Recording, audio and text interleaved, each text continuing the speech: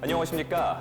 서울특별시의회 제299회 임시회 도시계획관리위원회 의정활동 소식입니다. 아파트 관리사무소장을 포함한 공동주택 관리 노동자들에 대한 입주민들의 폭행과 협박 등 권익 침해 사례가 자주 발생하고 있습니다. 이에 이들의 인권 보호와 처우 개선에 관한 사항을 구체적으로 규정한 조례안이 가결됐습니다. 노동자의 인권이 존중되는 서울시를 기대하며 서울특별시의회 제299회 임시회 도시계획관리위원회 의정활동 소식 시작하겠습니다. 도시계획관리위원회는 제299회 임시회에서 소관부서에 대한 각종 현안을 처리했습니다.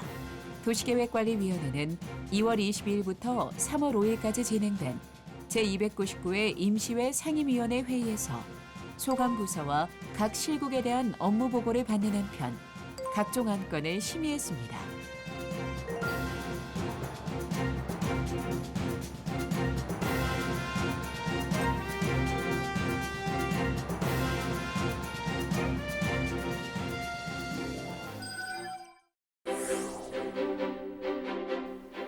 공공전세주택 및 전세형 주택 공급 사업을 기존의 주택 매입이 아닌 신축 주택으로 진행하다 보니 전세난 해소가 늦어진다는 지적이 있었습니다. 공급의 편의성이 아닌 시민의 어려움을 해소하는 사업의 본질을 잊지 말라는 당부가 있었습니다. 이외에도 어떤 논의가 이어졌는지 계속해서 도시계획관리위원회 의정활동 소식 살펴보겠습니다.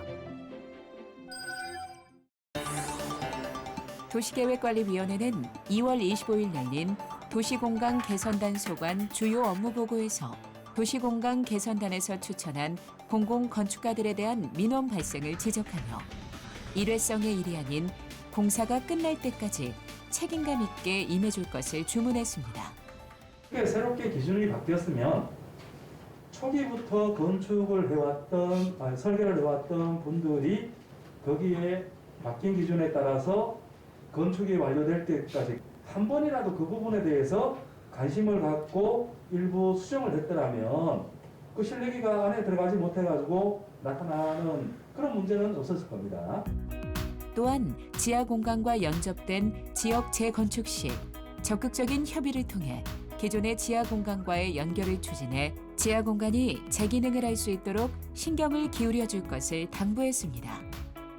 지하 공간과 연결할 수 있도록 좀 유도를 좀 한다거나 경우에 따라서는 어떤 가이드라인을 좀 준다거나 경우에 따라서는 인센티브를 준다거나 해서 그 연결을 좀 권유하거나 아니면 지금 당장 연결이 안 된다고 하면은 향후에 조금 그 연결이 용이하도록 이렇게 설계를 한다거나.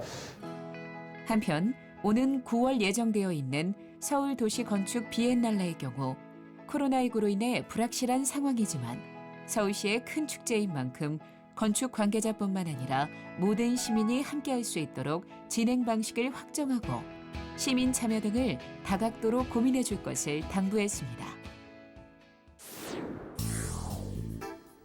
도시계획관리위원회가 도시정비사업구역 내 역사유산 흔적 남기기에 대해 강력하게 비판했습니다. 도시계획관리위원회는 주택건축본부 소관 주요 업무 보고에서 재건축 아파트의 기존 건물 남기기 정책에 대해 개선을 요구했습니다.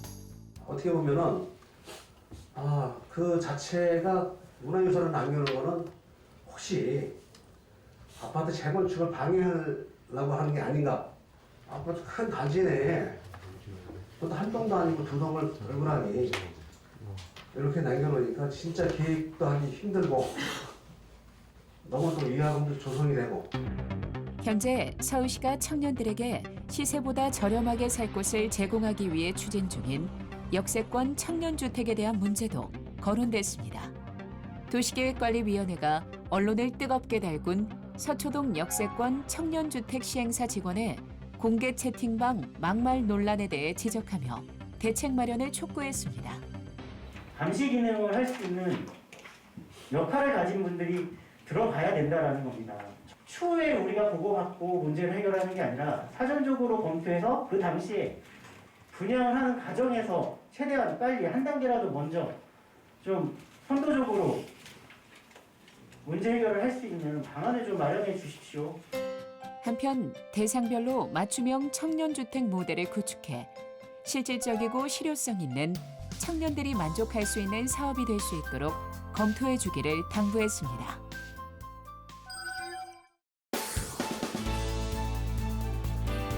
우리가 거리에서 자연스럽게 접하게 되는 5개 광고물들이 굉장히 많죠. 좋은 소식, 유용한 광고도 있지만 도시 미관을 저해하거나 시민들에게 부정적인 영향을 미치는 불법 광고물들도 많은데요. 이제 거리에서 불법 광고물 보기 힘들 것 같습니다. 불법 광고물을 정기적으로 점검하고 실태 조사를 실시하는 조례안이 일부 개정이 됐는데요.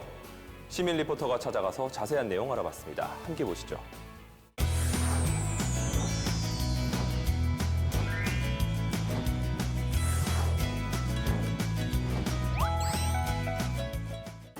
안녕하세요. 리포터 이수연입니다.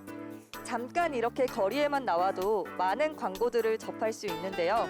오늘은 이런 5개 광고들의 활성화를 위해 멘토링 역할을 하고 있는 5개 광고 협회에 나와봤습니다. 저와 함께 가시죠. 한국 5개 광고 협회는 5개 광고 사업체의 위상을 높이고 종사자의 권익을 보호하는 국내 유일한 단체입니다. 5개 광고 관련 법규를 준수하고 광고물의 질적 향상을 통해 아름다운 도시 환경을 만들고 5개 광고 문화 발전에 기여하기 위해 설립됐습니다. 네, 서울 5개 광고 협회장님 모셔봤습니다. 안녕하세요. 네, 안녕하십니까. 네, 서울 5개 광고 협회에서는 안전도 검사와 종사자들 업무 교육도 실시하고 있다고요? 네, 그렇습니다. 광고물을 설치할 때는 그 관에서 인허가를 받아서 설치하게끔 법률로 정해져 있습니다. 종사자 교육과 그 불법 광고물 단속으로 인해서 서울시 내 미관과 그 시민들의 안전을 저희 협회에서도 많은 노력으로 이렇게 진행을 하고 있습니다. 2003년부터는 5개 광고업의 전문화 시대에 부응하여 국가공인 5개 광고사 2급 자격 검정 시험도 실시하며 건전한 광고물들을 노력하고 있지만 그럼에도 불구하고 불법 5개 광고물 때문에 자율 단속도 시행하고 있다고 합니다. 이제 여름 정도 되면은 항상 그 태풍이 심하게 불거든요. 그때는 그 각 지부 25개 그 지부장들이 그 크레인을 동원해서 24시간 내지는 뭐 48시간 비상대기를 하고 있으면서 시민들의 안전과 그 기물 파손에 대해서 저희들이 전력을 다하고 있습니다. 서울시 의회에서는 무분별하게 게시되고 배포되는 불법 광고물은 도시 미관을 저해하고 시민들의 보행 안전에도 심각한 위협이 되고 있으며 청소년과 시민에게 부정적인 영향을 미칠 수 있기 때문에 서울시와 자치구는 불법 유동 광고물 수거 보상제, 시구 합동 정비반 등을 운영하며 지속적인 단속을 시행하고 있지만 오히려 불법 광고물은 증가하고 있는 상황입니다. 따라서 매년 정기적인 시구 합동 점검과 광고물 실명제, 불법 광고물 등에 관한 실태 조사를 실시해 불법 광고물 등을 체계적으로 관리하고 정비할 수 있는 근거를 마련했습니다. 체계적인 5개 광고물 관리로 쾌적하고 안전한 도시 환경이 조성되길 바라며 도시의 미관을 저해할 뿐 아니라 우리를 불편하게 하는 불법 5개물 광고가 사라진 수준 높은 서울시가 되길 바랍니다. 도시계획관리위원회는 상임위원회 회의에서 서울역 일대 동자동 쪽방촌 주민들의 열악한 주거 환경에 대해 언급하며 서울시의 미비한 이주 대책을 지적했는데요. 매번 반복되는 주거 취약자의 주거 공백 문제에 대해 좀 더 고민하고 실효성 있는 대책을 마련해 줄 것을 주문했습니다. 서울시민 누구에게나 주거 공간이 삶의 든든한 안식처가 되길 바라면서 서울특별시 의회 제299회 임시회 도시계획관리위원회의 의정활동 소식은 여기까지입니다. 시청해주신 여러분 고맙습니다.